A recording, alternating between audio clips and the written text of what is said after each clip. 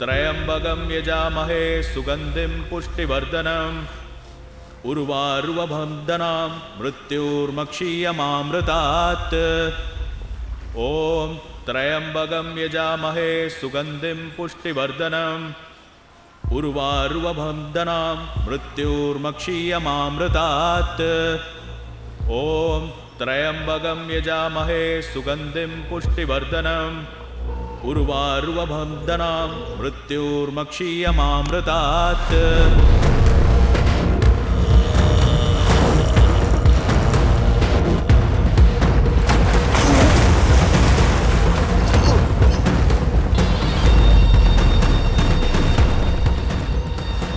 അല്ല, നമ്മുടെ ഗോപു സാർ എവിടെ പോയി?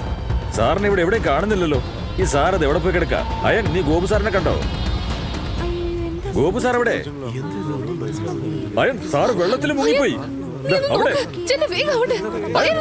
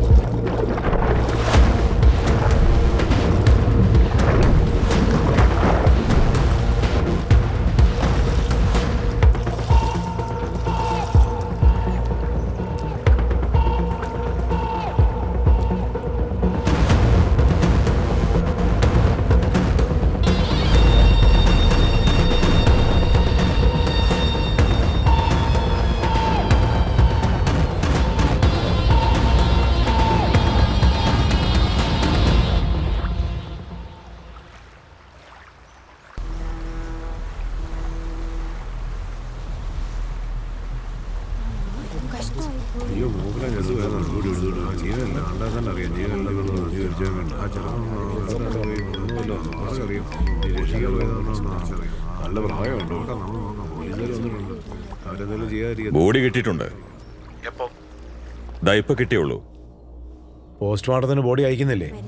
ഒരു കാര്യം മാത്രം മനസ്സിലാവാത്തേ, അവൻ നീന്തലില് ചാമ്പ്യൻ അല്ലേ? ലൈഫ് ഗാർഡിന്റെ ട്രെയിനിങ് ചെയ്തിട്ടുണ്ട്. എന്നിട്ട് അവനെ കൊണ്ട് അവന്റെ അങ്കിളിനെ കണ്ടുപിടിക്കാൻ പറ്റിയില്ലേ? താനെന്താ പറഞ്ഞു വരുന്നത്? തനിക്ക് അവന്റെ കാര്യത്തിൽ വല്ല സംശയമുണ്ടോ? അങ്ങനെയൊന്നുമില്ല. എനിക്കിപ്പോ ഒന്നും ചെയ്യാൻ പറ്റില്ല. സാറ് വേണം കണ്ടുപിടിക്കാൻ. അല്ലെങ്കിൽ സാറിനാ പ്രശ്നം. അവൻ ആള് നിസ്സാരക്കാരനല്ല. 440 വോൾട്ടാ.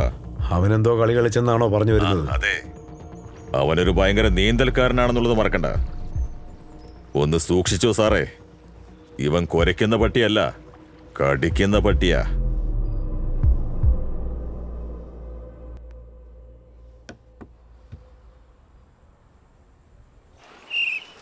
അവിടെ എന്താ ചെയ്തോണ്ടിരിക്കുന്നേ?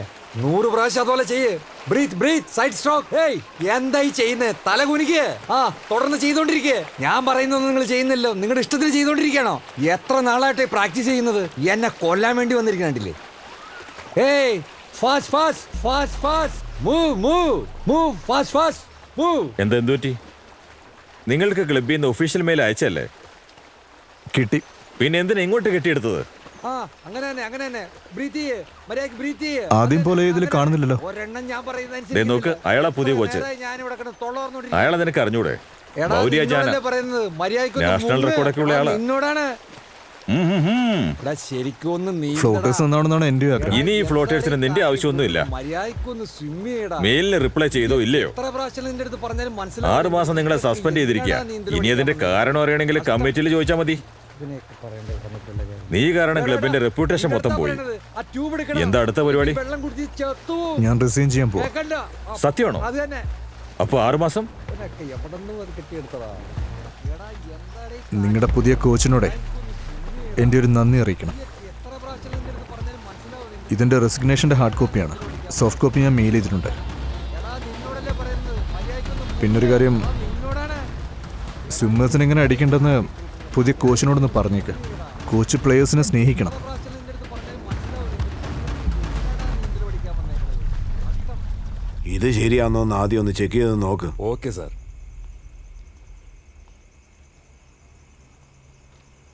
ആ, നീ എത്തിയോ? നമ്മൾ ക്ഷമയോടിരുന്ന് വേണം എല്ലാ കാര്യങ്ങളും ചെയ്യാൻ. മനസ്സിലായോ നിനക്ക്? അമ്മയ്ക്കും പെങ്ങൾക്കും ഉള്ള മരണാനന്തര ക്രിയ ചെയ്തേക്ക്. അങ്ങനെ ചെയ്താലേ ആത്മാവിന് മോശം കിട്ടത്തുള്ളൂ മോനെ. പിന്നെ നിന്റെ ചിറ്റപ്പൻ നിന്റെ രക്തബന്ധമല്ലേ അദ്ദേഹത്തിനും. ഈ വീട്ടിൽ വെച്ചാൽ ചടങ്ങ് നടക്കില്ല. ഞാനൊരു ലിസ്റ്റ് തയ്യാറാക്കിയിട്ടുണ്ട്. ഇവിടെ അടുത്ത് പരിചയമുള്ള ഒരാൾ വന്നിരുന്നു. അയാൾ എന്നോട് പറഞ്ഞു കാർഡ് താ, ഞാൻ എല്ലാവർക്കും കൊടുക്കാമെന്ന്. കാർഡ്സ് ക്ലബിലേക്ക് അയച്ചേക്ക്. അവരെല്ലാവർക്കും അയച്ചോളും. അപ്പോൾ നിന്റെ ബന്ധുക്കൾക്ക്? അങ്ങനെ ആരുമില്ല. സ്റ്റുഡൻസിനൊക്കെ അനുവിന് വലിയ കാര്യമായിരുന്നു. ഞാനിന്ന് ഫ്ലോട്ടേഴ്സ് പോയിരുന്നു, പക്ഷെ ആരെയും കണ്ടില്ല. അവരെന്തായാലും അറിഞ്ഞിരിക്കണം. വിഷമിക്കേണ്ട, ഞാൻ എന്തായാലും മൻസൂർ അങ്കിളിനോടൊന്ന് സംസാരിക്കാം. അദ്ദേഹം ഒന്ന് ഫ്ലോട്ടേഴ്സിൽ പോയി നോക്കട്ടെ. ഉറപ്പായി എന്തെങ്കിലും വിവരം കിട്ടുമായിരിക്കും. പിന്നെ എനിക്ക് 2 കാർഡുകൾ വേണം. അത് ഞാൻ തന്നെ കൊടുത്തോളാം. Blank card.